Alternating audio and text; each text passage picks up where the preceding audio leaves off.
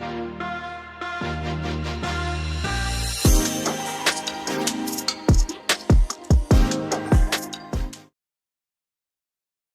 what's going on YouTube? And welcome back to Coffee Shop Chatter. I'm Mr. Controversy.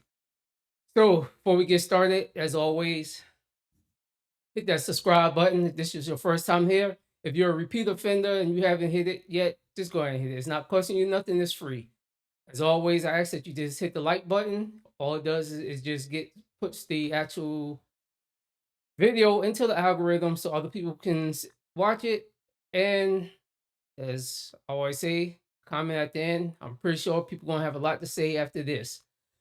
So Cam Newton says that Coach Prime is actually the best coach in college football today.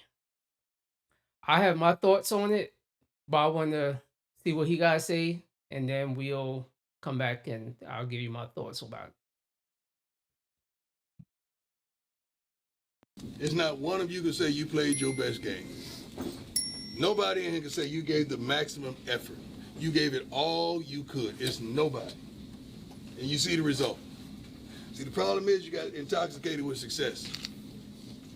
And success is intoxicating. You start believing what they're saying.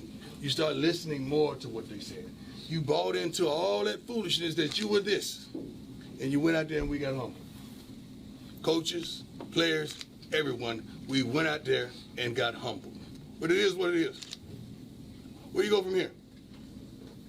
Where you go from here? Like, where do you go from here? That's the critical thing.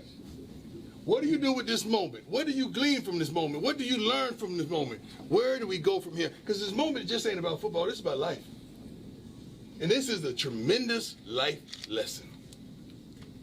Let's learn from it. Let's learn from it and grow from it. The question is, guys, I'm gonna ask you one last time. Where do you go from here? God bless. The greatest gym in college football as a whole. I would even say history. You probably think Nick Saban. Probably would think Kirby Smart. You probably would think Jimbo Fisher. You probably would think Dabo. You probably would think Bobby Bowden. You probably would think Lou Holtz. Bear Bryant. Pat Dye. Auburn. But all those coaches was white. If you give a black coach the magnitude of Deion Sanders, the resources, I guarantee you college football ain't ready for that. I promise you that. Why you say that? It's a thing that they call relatability. And when Deion Sanders walk into your living room versus Kirby Smart walking into your living room, I can get to the same place, and that's the NFL. And it's a lot of times coaches are like ministers. You choose your church not because of the message that they're telling you, it's the belief that what they're telling you, you believe in. They read it from the same book. They telling you the same thing. In the beginning, God created the heaven and earth. They teaching the same books, Deuteronomy, Leviticus, 1 Thessalonians, 2 Thessalonians, all that. But what goes a little deeper than that? That's why Deion Sanders is the greatest gym in college football history. I ain't gonna sugarcoat it. So when I'm making my takes on First Take and I'm saying, bro, if I was Florida State, I would empty the clip, because if Deion Sanders had a bag that spares no expense, college football ain't never seen that. We used to the Kirby Smarts, the Nick Sabans, the Bobby Bowdens, the Jim Trussels, the Pete Carrolls. These coaches that were the coaches, they were relatable. Who's more relatable than Deion Sanders? Especially the economic situation of most players. But let me ask you this though, Cam, because some people might be saying you're getting a little ahead as he's the most, what you said, the biggest gem in college history. Man, listen. But what do bro. people say? He ain't won nothing yet though. With what? But he ain't won. But let's break it down. He went to Jackson State. He won the SWAC, but he didn't win the national championship even on HBCU level. Now he's Power 5. Colorado, they're not even going to make the playoffs to win the national championship. He might win a bowl game. So before you giving out this, like, what would you say to that person? Like, he ain't won that. All those people are proven winners. Now, I'm not saying in their second year they won, but I'm saying they have edged their name in history. What would you say to the people of saying that? It's like he's a bigger gym than them and he hasn't won anything? Just tell me when you're ready. I'm ready. Go ahead.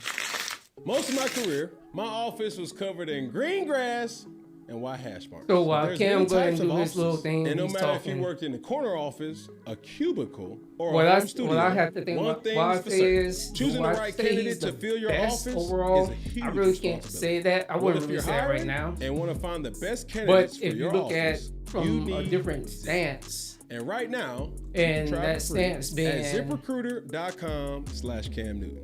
ZipRecruiter is the hiring his ability site to pull employers people. prefer the most. He doesn't have the as many powerful matching resources technology as he works said. so fast. You can find prime talent Like Alabama, before this ad is over. Florida So State. fast. Imagine you if couldn't Coach even Prime went If to you want to find the Alabama, right candidates for your office, had the you need same ZipRecruiter. people that he has. See why 4 out of 5 employers Or Florida who post State. on ZipRecruiter Especially he get went a somewhere in quality Alabama. candidate They would- within the first day. Just go to this they're exclusive gonna be web guaranteed. address right now They will to try guarantee ZipRecruiter for win free. national championship. ZipRecruiter.com/Cam I personally Newton. believe that. ZipRecruiter, the One, smartest because way to you hire. look at the talent that Alabama always get. And I'm gonna jump back to this in a minute. You look at the talent Alabama gets, and he's bringing in the Warren Sapps. He's bringing in pro players. The issue I have with a lot of these young guys is they jump in the port. They leave, they left because they didn't want to compete. Like he said, a lot of them didn't want to compete. You look at the first year and you look at this year. Everybody swore, oh, they only gonna win 4 games. Look at what Colorado was and look at where they're at now. If I had a son, I would want him to go to Colorado. Main reason is he's being developed. He has access to pro players. He can pick their brains, especially if somebody who's plays your position. You look at it on defense. If your son played defense, you got Warren Sapp there. Warren Sapp was a beast. Those kids, one of those kids, they should be picking his darn brain. How to get up the line quicker, how to beat certain types of blocks, putting in that extra work. When you have that type of access, and that's what I hate about a lot of these kids nowadays, they don't want to work for nothing, but they don't want to ask questions. And those who actually do become successful, you look at, Hunter. He killing it. That dude has scholarships. Florida State, could have went to Alabama. He could have went to numerous schools. Decided he went to JSU, made his name for himself. And that's another thing. A lot of these kids need to stop going to these big schools because you're sitting on the bench, possibly your first year, maybe your second year, depending on who's in front of you. If you're a good running back, but you got still their number one running back is there, they got a second featured back who's going to take his spot. You third, you definitely ain't playing your first year. You might get a little bit, some what we call garbage time, and you may get some in your third year. But hey, that's just what I would recommend. We're going to go ahead and finish. Let Cam finish cooking. They had more resources than Deion Sanders. Give Deion Sanders Nick Saban's resources. So you take Deion to Alabama. No, I know he don't want to go to Alabama. I wouldn't want to go to Alabama if I was Deion Sanders. You give Deion Sanders Alabama's resources at another team and watch what the hell he do. And he's even more dangerous because now if his sons leave, now he can really show how great of a coach he is. That's going to be because it's not no more crime with passion. There's no more passionate. He can recruit unbiasedly. He can play people unbiasedly. he can get the good guys in here. It's a business at the end of the day. Yep, and we got to touch on that because. So that's a great point. Yes, but has he not won everywhere that he's been? He has. The name of the game that Deion Sanders has been able to do, and it started with one person.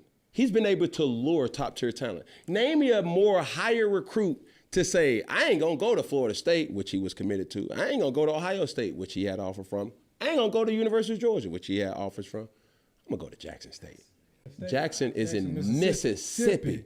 I'm going to bypass this NIL bag because when Deion Sanders walked into my living room and when he texted me, it just meant a little different. I may not have ever seen Deion Sanders play. I may not ever heard the, must be the money. I may not ever seen none of that. But one thing that I did know is that was the most impactful player of his time. And that's a fact. And that's the thing people don't understand. See, what makes the Kirbys, the Nick Sabans, the Dabos, the Hugh Freezes of the world, what makes them have their right to speak to you in the regard that they're speaking to is because of what they've been able to accomplish as a coach. You don't hear me, Peggy. I hear you. The difference between Prime is he can look at you and he can give you an honest opinion because he actually did it as a player. I've been where you're trying to go. Now I got the blueprint to tell you how to get there. 5-star recruit. I was a 5-star recruit. Primetime player. Motherfucker, I heard Stephen A. say, he said, Deion Sanders is so primetime that we don't even think about him during the day. We only think about him at night. Primetime games, baby. Damn. You feel what I'm saying? Yeah, but let me ask you this, though, and we're going to move on. If he's so primetime, if he's such a good coach, I do think the merit of how they go about continuing their season will really show what type of coach he is. Because you know some people lose in the locker room. Like we're going to forget the faith that we have in coach. Do you think right now, since they know that after this loss, man, we ain't going to play hard this last game, or we not going to keep pushing? Like, under the leadership of Deion, do you think he can still rally Colorado to keep? See, that's where I don't see him going to the NFL. Because with this record, if you're not playing for nothing, it's hard to lure grown men into believing in something that doesn't matter. It's like, man, if you was on this team, could you still be believing in, I'm gonna give it all I got? Because now my caveat is I still got to put good film out there for the NFL. Yeah. See, the folks that may be in the comments saying, I don't believe it, like, man, listen, you give Deion Sanders half of what Nick Saban got as resources. The motherfucker has made a bottom tier program instant must-see TV. Yeah. That's true. I would never watch the Colorado. No, man, you can't name me 4 players that played at Colorado ever outside of Shiloh, Shadur, Travis. Don't know nobody. I know one person because he played in Carolina. Who? Laviska Chenault.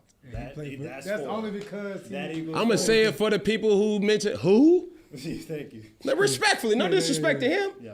It's like, bro, primetime is a person that even in our culture, we can see through bullshit. Yeah. That motherfucker there, bro, has always been prime. Through his ups and downs, the glitz and the glamour, the good and the bad. He's always been prime, and people can relate to that in this Gen Z market. Yeah. And the name of the game in college football, Peggy, has always been, it's never changed, and it will never change. Can you recruit? That's real. You're right. And it's no cap on how many players that you can get. So if he go to a program with a big bag, that now he can go out here and have not only the recruiting bait as primetime, but the NIL bag or the support of the boosters. That's why I say Colorado ain't big enough for him.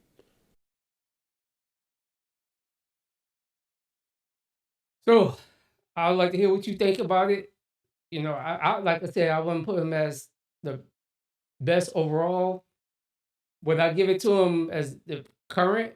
Yes. Everyone's going to, go in this whole national title. Oh, Well, they didn't make the playoffs. He's been there 2 years.